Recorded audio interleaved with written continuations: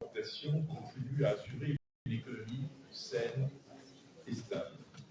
Alors, que faut-il pour considérer, en tout cas lors de l'importation et l'exportation des biens et des services à l'échelle internationale, comment s'y prendre, comment les entreprises peuvent-elles optimiser, maximiser les processus pour pouvoir accentuer leur avantage concurrentiel. Inutile de rappeler que dans un contexte de mondialisation, la concurrence est féroce. On sait que depuis le 1er janvier 2022, la zone de libre-échange continentale africaine est entrée en vigueur, en dépit du fait que certains pays restent très frileux par rapport à leur adhésion, puisque c'est une partie non négligeable de leurs recettes douanières qui fondent comme neige au soleil. Mais nous allons ici essayer ensemble, en rapport avec notre sujet du jour, écouter celles et ceux qui ont peut-être des solutions à apporter par rapport aux entrepreneurs, par rapport à ceux qui souhaitent franchir le pas en RDC et qui parfois on éprouve les pires difficultés pour pouvoir s'en sortir. Nous allons accueillir ici 5 intervenants pour ce prochain panel dédié à l'apport-export. J'espère qu'ils sont tous présents. J'invite M. Jean-Claude Njacani, qui est sous-directeur à l'ANAFEX. M. Njacani, êtes-vous parmi nous? Il n'est pas là, l'Agence nationale de promotion des exportations. M. Nestor Moussambi, êtes-vous là? Êtes-vous parmi nous? Je vous invite à prendre part à ce panel. Oui. Madame Carole Monet de Hub Brussels. Carole Monet, êtes-vous parmi nous? Merci de l'accueillir. Monsieur Alain Depinois, expert en agro-industrie, êtes-vous parmi nous? Soyez le bienvenu.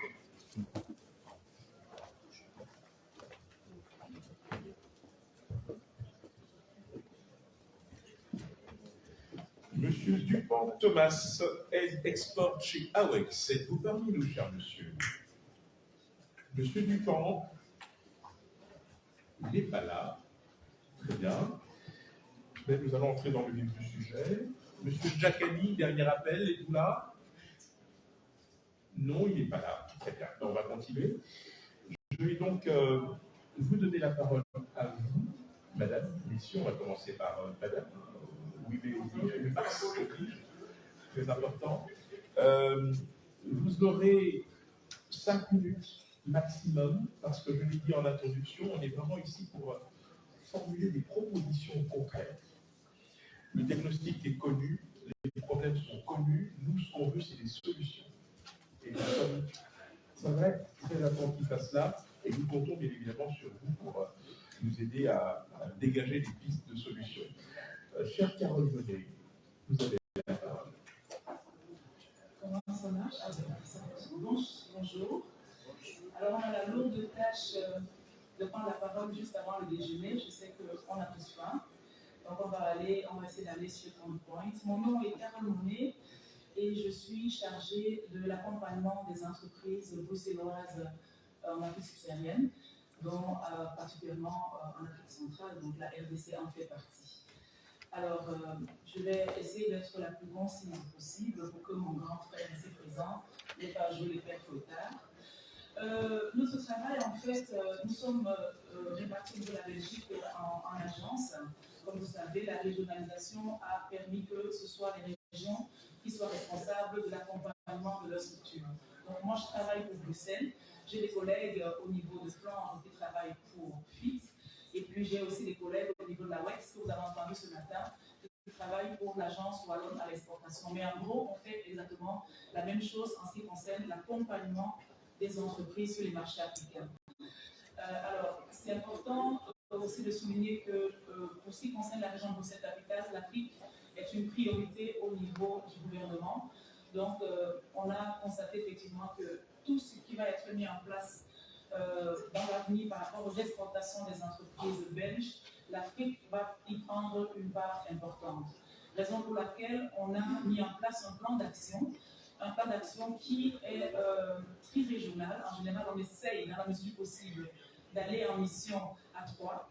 Donc, j'ai bien entendu M. Flao ce matin qui a dit attention aux missions économiques quand on parle avec des projets ou avec des produits qui ne sont peut-être pas ceux qui sont attendus sur les marchés. Alors, nous, on essaye, dans la mesure du possible, de mettre en place des missions multisectorielles qui sont essentiellement destinées à des PME, parce que 80-90% des boîtes que nous accompagnons sont des petites et moyennes entreprises et qui vont aussi en Afrique pour rencontrer des petites et moyennes entreprises.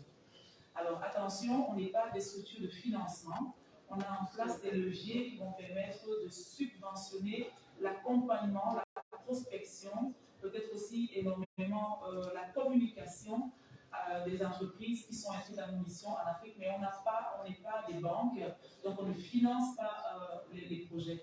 Pour ça, on se fait accompagner par des structures, comme vous avez entendu ce matin, avec Bio, avec Enabel, mais il y a aussi des banques privées comme Fedal et d'autres leviers financiers, Finexpo et autres, qui sont là pour encadrer le côté financement des entreprises. Alors, mon rôle, c'est quoi? En un mot, mon rôle, ça va être un rôle vraiment d'être le plus près possible des entreprises par rapport à la connaissance de ces marchés africains. J'ai la chance de faire ce travail depuis une dizaine d'années, donc je commence à acquérir une certaine expertise par rapport à ce que les Belges peuvent apporter au niveau du continent africain. J'ai aussi la chance, en tant qu'Africaine d'origine, de jouer vraiment ce lien entre la Belgique et l'Afrique subsaharienne. Et donc, nous, on essaye d'encadrer le plus possible, dans le cadre des missions économiques, ou bien la participation à des foires ou à des salons spécifiques, l'accompagnement des entreprises qui sont intéressées par les marchés africains. Donc, si vous êtes une entreprise ou même une ASBF, parce qu'on a aussi le même programme par rapport aux structures qui sont des associations, avec un numéro d'entreprise, si vous êtes dans ce cas-là et que vous êtes intéressé par l'exportation de votre service ou bien l'exportation d'une marchandise que vous avez mise en place, à la recherche de partenaires locaux en Afrique, et bien alors à ce moment-là, effectivement, c'est vers nous que vous devez vous tourner. Brussels, c'est-à-dire moi et ma collègue Sophie Damien ici, nous sommes deux responsables pour l'Afrique, qui est là dans la salle. Et pour la WEX, mes collègues de la WEX, et pour FIT, mes collègues de Flandre. De toutes les façons, je suis encore là, on va rester ensemble. Et si vous avez des questions, évidemment, je vous ferai un plaisir de répondre dans la mesure de mon temps imparti. Le temps imparti. Merci Carole. Merci d'avoir été aussi concise. Nous allons donc passer le témoin à M. Alain Dupinois. Vous êtes expert en agro-industrie, c'est-à-dire que les questions d'import-export vous touchent, on va dire ça comme ça. Vous avez la parole et vous aurez l'occasion d'approfondir lors de la séance des questions et réponses. Merci de me donner la parole.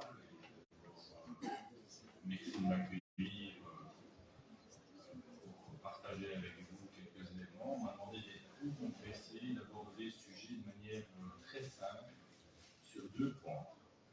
Le premier point, c'est finalement qu'est-ce qu'il faut considérer pour importer et exporter. Ben, en fait, c'est très très simple. C'est basé sur trois choses. La première chose, c'est est-ce qu'on est conforme. Qu'est-ce que ça veut dire être conforme? Est-ce que ça représente bien ce dont on a parlé? Je vous laisse peser les mots. Et là, se pose déjà une grande question, c'est chez les importateurs et chez les exportateurs, est-ce qu'on sait bien de quoi on parle? Dans quel contexte? Dans quel environnement? Pendant combien de temps? Qu'est-ce que ça va garantir? Qu'est-ce que ça va fonctionner? Quel est l'aspect culturel qui est visé? Dans quel contexte? Dans quel étiquetage? La deuxième chose, après la conformité, c'est la qualité.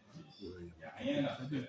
Si votre produit ne correspond pas à la qualité qui est demandée, il va y avoir un problème. Ça paraît simple, mais une qualité se définit sur deux points.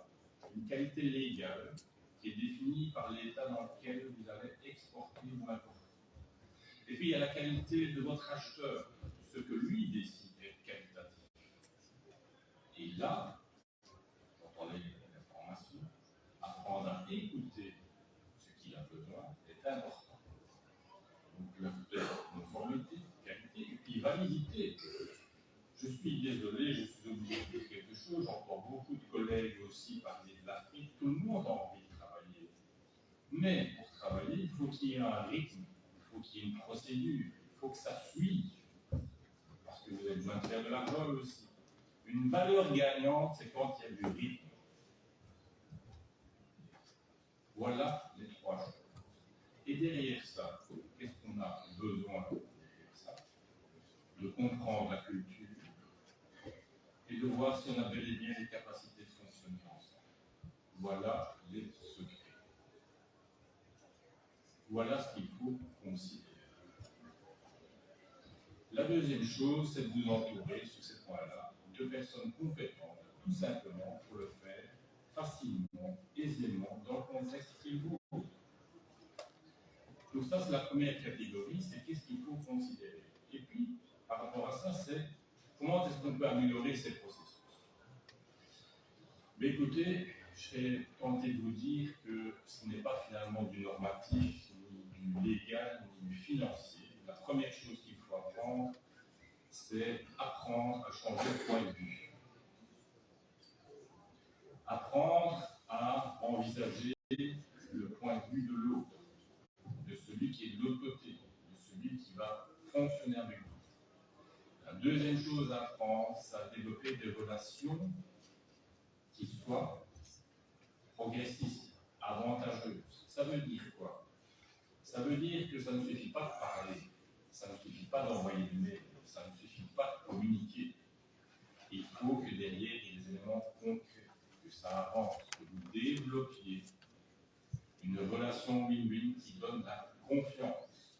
Je ne parle pas des marchés spot, je parle des marchés réguliers. La confiance, ça se travaille. Et puis après, une fois que ces éléments-là se mettent en place, que vous savez y répondre, qu'il y a un rythme qui se met en place, les choses se développent. L'argent, le légal, le suivi vont suivre. Voilà les buts. J'ai terminé. Merci. Merci infiniment. J'ai beaucoup de chance avec ce panel parce que vous êtes extrêmement concis. C'est presque frustrant. Voilà. Monsieur Nestor, Sylvanie Nestor, Moussambi, merci infiniment. Vous avez la parole. Merci beaucoup, M. José. Je vais plutôt parler de la problématique d'export-import dans notre pays, la RDC. Je suis expert indépendant, mais je vais parler librement. La RDC est un pays de dimension sous-continent, mais c'est un pays semi-enclavé. Semi-enclavé parce que nous avons une toute petite fenêtre à la mer, 40 km, et là vient tout notre problème d'export-import. Nous devons, pour atteindre l'océan Indien, passer par d'autres pays. Notamment, nous avons le corridor blanc qui nous oblige de passer par l'Ouganda, le Rwanda, et atteindre la mer par le port de Mombasa.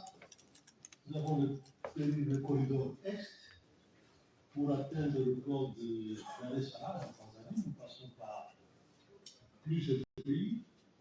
Au sud, par la frontière de Kasumbalès, nous traversons aussi d'autres pays pour atteindre Djibouti, Wallis Bay et d'autres ports. Au sud-ouest, nous connaissons le chemin de fer de Lomé qui traverse l'Angola pour atteindre le port de Lobito. Tous ces corridors que je viens de citer là traversent d'autres pays. Ça signifie que quand dans ce pays il y a des conflits internes, nous ne pouvons plus exercer notre commerce extérieur. La seule voie qui assure notre souveraineté, c'est de la sortie par l'Atlantique, de l'aide maritime. Que je connais très bien parce que dans ma carrière d'ingénieur, j'ai dû travailler là-bas pendant plusieurs années, tout en vivant en Belgique. Je suis de la diaspora la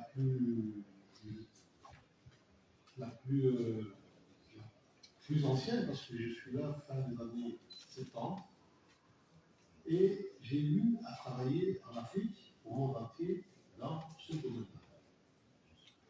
Ainsi, je vais exhorter que la voie que je viens de citer, la sortie de l'Atlantique, que moi, j'appelle affectueusement la voie nationale, c'est notre,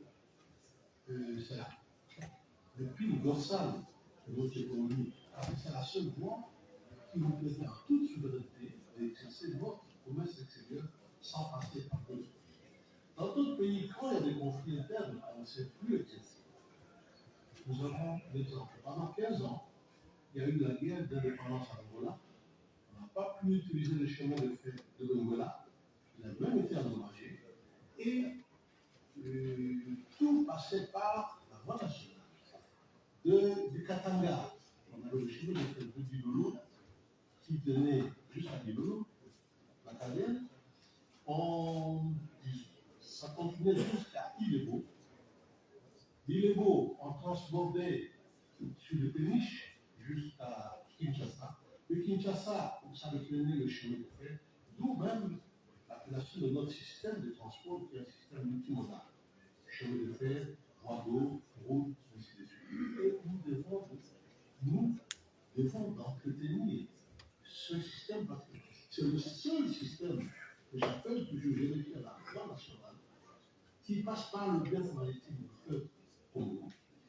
C'est là la clé parce que ce golfe maritime, naturellement, on ne fait pas de profondeur de plus de 6 mètres. On fait 3 et 6 mètres. Pour y parvenir, il faut de gros moyens, il faut des études mathématiques, hydrographiques, pour maintenir et entretenir ces points. Il faut de gardes, il faut de baliseurs, il faut d'abord, il faut des hommes. À mon avis, j'ai fait un tour, j'ai vu que le personnel est vieillissant. Donc, il faut des hommes, d'abord, et il faut l'outil. Donc, je ne serai pas non plus. Mon exhortation, c'est de dire que nous ne devons pas, nous, Congolais, négliger d'entretenir la voie nationale qui nous fait partie du Katanga à Banana en restant sur le territoire national. Je vous remercie. Merci infiniment. Le public est prié d'être aussi concis que le panel pour ce qui est de la formulation des questions. Nous allons lancer le débat. Vous connaissez les règles du jeu, vous vous présentez, vous êtes précis et vous désignez bien sûr la personne à qui vous adressez votre question. Y a-t-il pas ou une volontaire? Monsieur le Président de l'Assemblée provinciale du Congo central, merci de faire l'honneur d'être présent. Je pense que vous avez un micro sous la couloir. Voilà.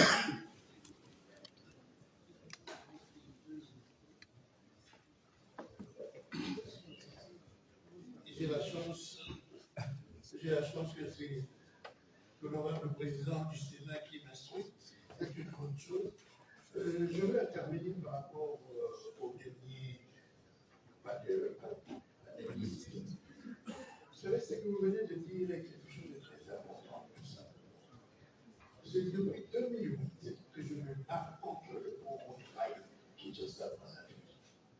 Malgré les pressions que nous avons pu avoir pour que, enfin, le jeter en mer de l'eau profonde de Banana puisse commencer. Nous devons certainement remercier aussi le chef de l'État, le président de la République, qui est en train de le matérialiser. En ce qui concerne ce que vous souhaitez, tant mieux, la route nationale, ce que vous souhaitez, une loi nationale. Mais nous devons commencer par ce que nous devons faire. Les routes entre Banana et le Katanga. À un moment, ça se faisait dans les années 70, 69 ou 70. Mais à l'heure actuelle, l'état des infrastructures de route est inimaginable. D'où il faudrait que l'on puisse redoubler les efforts, mettre de l'argent, les moyens pour que la nationale numéro 1, qui va de Mwanda jusqu'au Katanga. Parce que là, vous faites allusion au conflit, oui. C'est pour cela que nous n'avons pas voulu que le pont route-rail Kinshasa-Brazzaville commence au risque des conflits internes. Et le problème que vous faites allusion par rapport au port, nous devons aussi être honnêtes envers nous-mêmes. Pourquoi la plupart des investisseurs ou bien madame, ce que disait tout à l'heure le monsieur, par rapport aux gens qui veulent les exportateurs et les importateurs. Pourquoi maintenant on commence à préférer pour être noir? Par rapport aux côtes, nous avons deux grands ports les plus chers du monde. Le port de Matadi et le port de Goma. Malheureusement, les équipements ne suivent pas.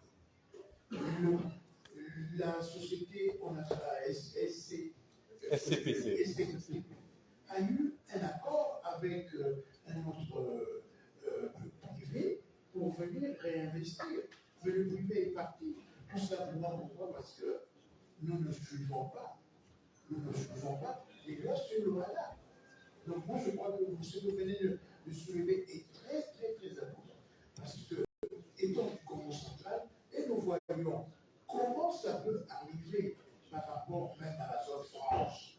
Là où vous êtes arrêté par rapport au Toronto, mais il faut aller plus loin. Une zone franche à travers toute la province du Congo central, ainsi que certaines communes annexes de la ville de Kinshasa qui peuvent en profiter.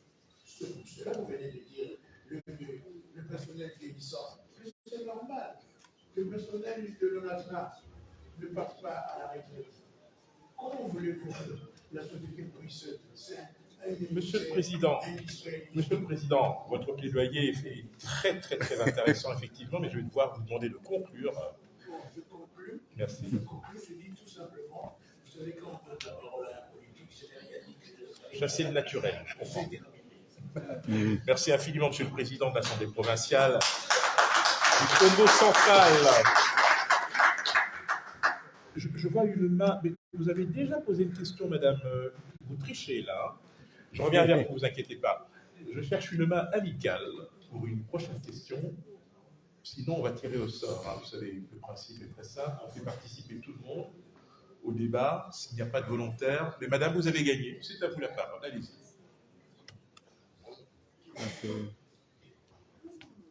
Je crois que c'est la fin qui fait. Oui, merci. Allez-y. C'est Antoine Marie-Curie, correspondante des actions. Ma question s'adresse au dernier panéliste. Monsieur Moussambi. Monsieur Moussambi, est-ce que vous pouvez nous dire aujourd'hui l'état de chemin de fer d'Ilolo tel que vous roulez à Ilebo ou de Boumachi à Ilebo et des ports de Ilebo à Kinshasa? Est-ce que vous pouvez nous dire l'état en ce moment? D'accord. Avant que vous ne répondiez, monsieur Moussambi, est-ce qu'il y a encore une question dans le public, monsieur? Ce sera la dernière, parce qu'apparemment la fin commence à faire ses effets. Allez-y. Oui, je m'appelle Serge. Je suis entrepreneur, je travaille dans le commerce international. Ma question, c'est concernant le sujet de l'ESTOP. On a intervenu sur la problématique import-export avec la démocratie du Congo. Vous avez évoqué plusieurs axes de sortie. Moi, je maîtrise parfaitement la partie sud-est, la sortie du port de la Salade et du Goma.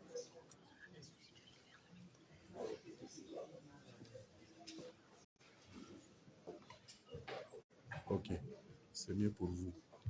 Allez-y. Ma question est que la problématique, je pense qu'elle est interne à notre niveau du pays. Parce que dernièrement, j'ai participé à une mission du pays des Grands Lacs qui s'est plaint du fait que la sortie des marchandises des importateurs, par exemple, qui sont du côté est, Kalemi, Goma ou Vena, qui sortent par le port du Goma. Les conteneurs qui sont importés à destination de ces pays-là ne peuvent pas aller directement au port des Kalemi parce que ces ports ne détiennent pas de machines spécifiques pour décharger les conteneurs. Ce qui fait que toutes les marchandises vers ces destinations sont obligées d'être déchargées en Tanzanie, ce qui fait que le port de Kigoma est vraiment rempli et c'est une problématique au niveau de la SAM, mais qui est causée par le manque d'infrastructures dans nos pays. Votre question, s'il vous plaît. D'accord. Ma question est que qu'est-ce que vous pouvez proposer au niveau du gouvernement pour pouvoir solutionner ça et décompter ces situations? Merci. La panel est au panel et on prendra une toute dernière question. qui souhaite répondre? Monsieur Moussavi, vous avez été interpellé, je pense. Allez-y. Merci beaucoup, monsieur Mouzi. Je vais d'abord répondre à la question de madame. En introduisant mon intervention de tout à l'heure, je dis que je parlais en tant qu'expert indépendant. J'ai fait toute ma carrière ici en Belgique, mais j'ai eu beaucoup de missions en Afrique, notamment en Afrique de l'Ouest, et en date, avant que je puisse prendre dans les aides, j'ai été directeur résident en Afrique centrale et j'ai choisi expressément ma base à m'investir parce que c'est chez moi. C'est à cette occasion que j'ai eu à faire le constat en tant que fonctionnaire, en tant que spécialiste d'infrastructure, que nous avions 7 problèmes. Le chemin de fer de Bombashi, d'Ilolo, Idebo, j'ai visité Idebo justement pour voir quel était l'état de ce port qui est sous la gestion de la SNCC. Je ne saurais pas dire dans quel état est ce chemin de fer. Mais tout ce que je peux vous dire, que j'étais plus intéressé par le port, notamment en abordant la question du deuxième intervenant, ce sera plus notre j'ai fait des missions pour le compte de l'Union européenne. J'étais à mesure de faire un constat que notre pays, pour faire notre commerce extérieur en toute indépendance et en toute souveraineté, nous devons privilégier la voie nationale. Ce que j'ai dit là, je n'ai pas parlé de l'état de la voie, j'ai parlé du tracé de la voie. Katanga, Ilebo, Kinshasa, Matadi, voilà. Dans l'intervention de l'honorable président de l'Assemblée, j'ai retenu, il avait dit qu'il a parlé en politique, moi je parle en technicien. J'ai eu l'occasion d'aller avec ma collègue qui est à côté ici, en mission commune, réservée de Pointe-Noire. En même temps, j'ai gagné un marché à Pointe-Noire, un marché d'entretien des quais du port Pointe-Noire. J'ai eu, en tant que Congolais, la curiosité de poser la question au collègue, comment était structurée leur recette.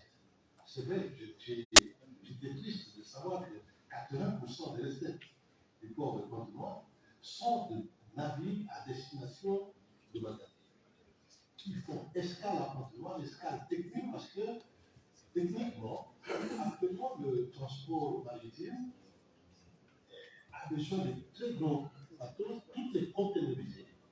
C'est pour rentabiliser l'affrètement d'un navire. Mais quand on affrète un navire pour Matadi, il ne sait pas aller directement à Matadi. Il s'arrête soit à Londres ou à Pointe-Noire, et ça fait des frais, parce qu'il faut la manutention. Ces frais-là, qui le prend en charge? Nous, les consommateurs, nous, les importateurs, nous, les petits, disons, les citoyens lambda, qui va au marché de Kinshasa acheter, même l'oignon est importé. L'oignon est importé. L'oignon qui a payé en Matadi, quand on le vend chez moi à Kipik, il coûte plus cher parce qu'il est passé par Pointe-Noire. Ainsi, moi, je pense qu'il faut approfondir le bief maritime de sorte qu'un navire puisse être capable d'aller directement. Dans mon expérience, quand j'étais encore jeune, je ne suis plus, j'ai eu à travailler comme directeur des études à la régie des ports maritimes. Les navires de la CMB ou de la CMZ à l'époque, parce que la MDC a le modif, ces navires allaient à Matadi avec le tirant de 32 pieds. Je disais tout à l'heure qu'avant ma retraite, j'ai dirigé un partenariat public-privé entre la société belge d'elle-même, mon ex-employeur, et la société congolaise RR, mon tout premier employeur.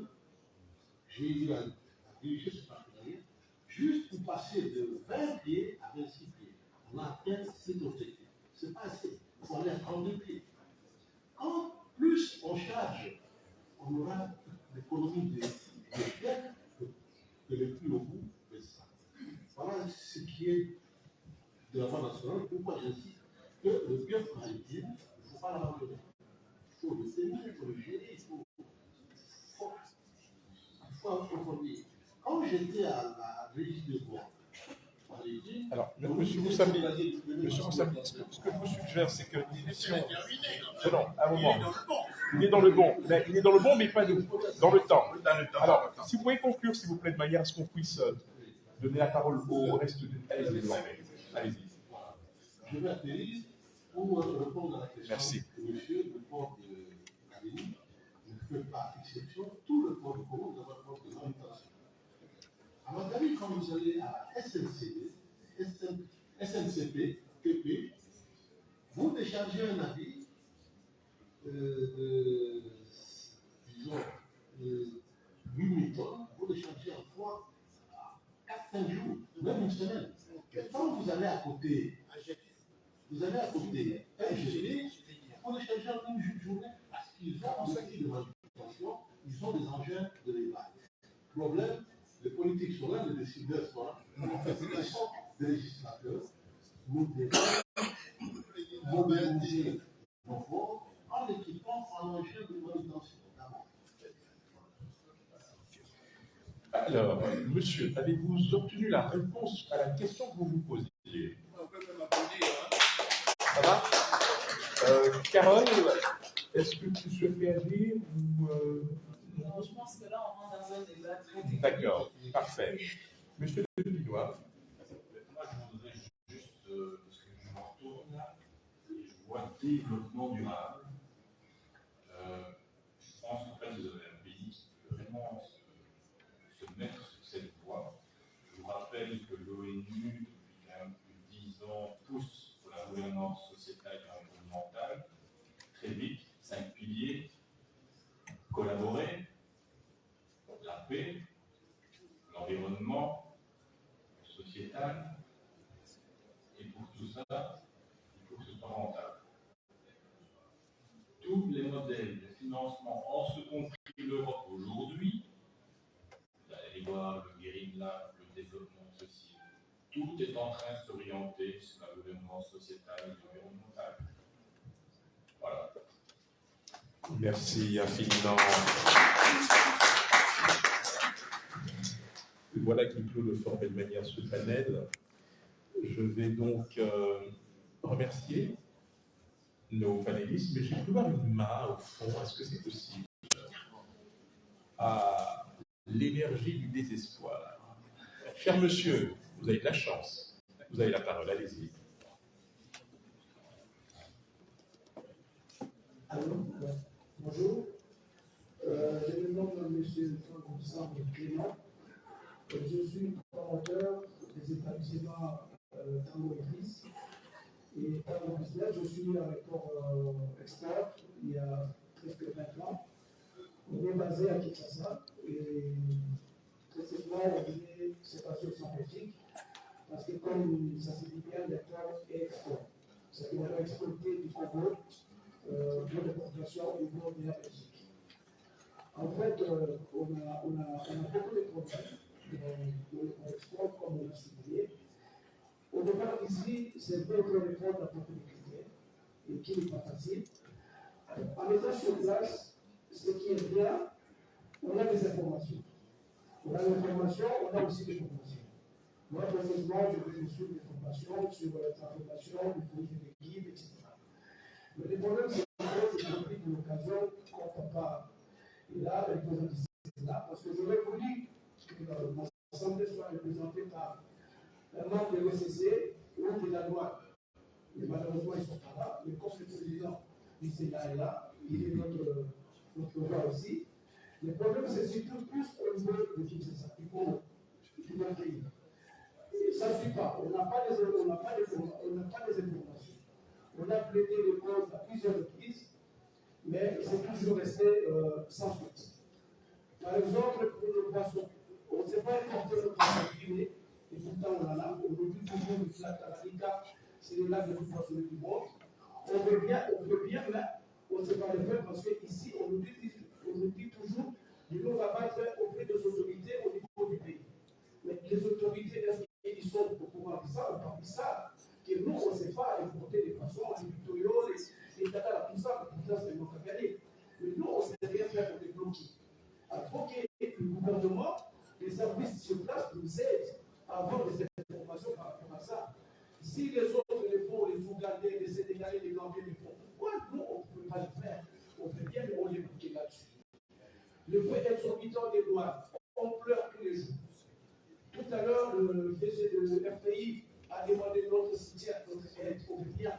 Mais on fait une coopération gagnant-gagnant. On n'a pas beaucoup de chance. C'est ce que les gens croient. Mais on peut travailler là-dessus. Mais du moment où la loi coûte trop cher, on ne saura rien faire. Les amis qui font le biocos, ça prend beaucoup d'argent. On peut trouver facilement. Si la loi arrivait à réduire le prix à 50%, le frais des douanes, ça va nous aider, ça va aider. Monsieur, quel est votre souhait? Votre souhait? C'est que les Congos aident la diaspora. D'accord. Ok. Message bien reçu. Merci infiniment. Honorable Président, souhaitez-vous répondre à cette interpellation, ce cri du cœur de ce compatriote?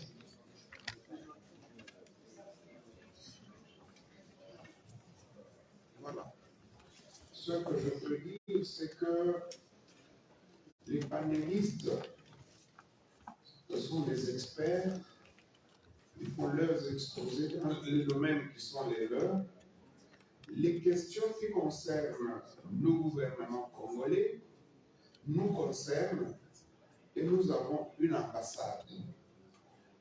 La diaspora peut utilement s'adresser à notre ambassade ici pour obtenir des réponses aux questions qui sont posées. Mais déjà, la préoccupation du dernier intervenant, elle trouve son origine ou sa réponse dans ce que l'expert en bord maritime a expliqué. C'est-à-dire que la structuration elle-même, la manière par laquelle les marchandises nous parviennent, les détours qui sont coûteux et qui prennent beaucoup de temps, ont un impact sur le coût, sur le prix.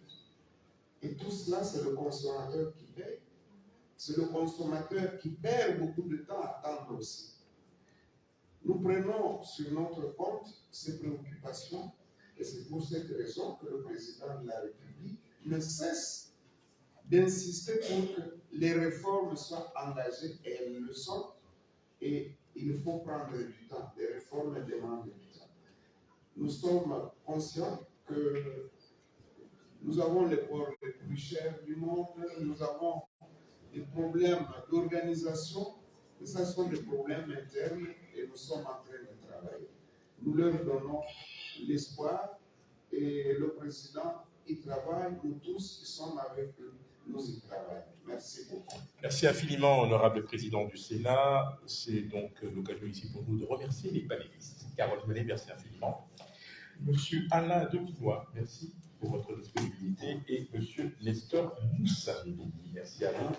Mesdames et messieurs les invités, merci pour la patience. Nous allons passer de l'autre côté pour la pause. On se retrouve ici à 14h15 précise, dans 45 minutes, et nous enchaînerons avec le panel dédié à l'industrialisation. Bon appétit.